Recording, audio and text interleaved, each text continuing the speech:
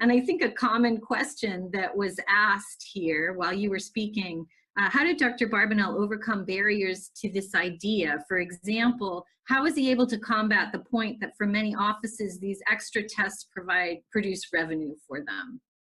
So it really depends on how you want to think about it. I mean, if the test isn't indicated and you're making money off it and you're doing it because it's not indicated just to make money, that's that's negligent in my mind, as I would think most people's mind.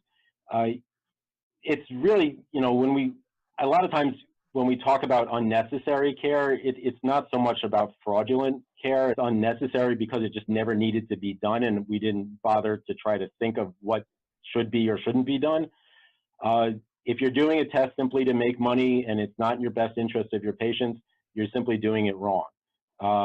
You can, put an MRI machine at your front door in order to, get change out of people's pockets too.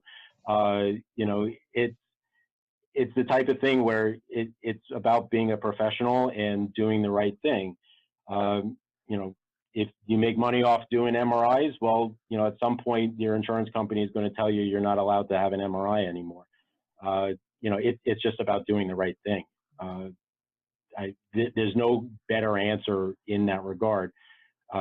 Having contracts that are risk-based, certainly aligns your interests a little bit more.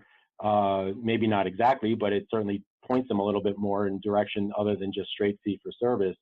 But you have to ask yourself why you're doing it. And if you can sleep well at night knowing that you're doing harm to your patients, that's a problem.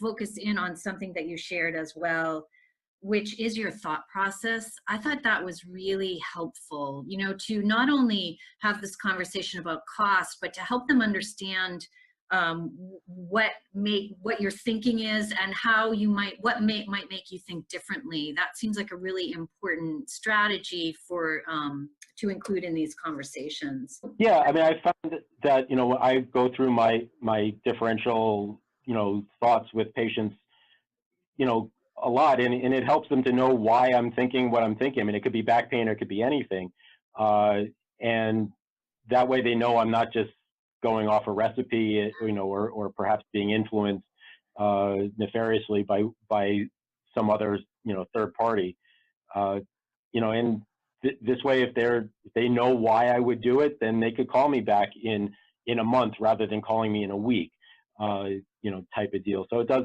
sometimes cut down theoretically in some of those phone calls.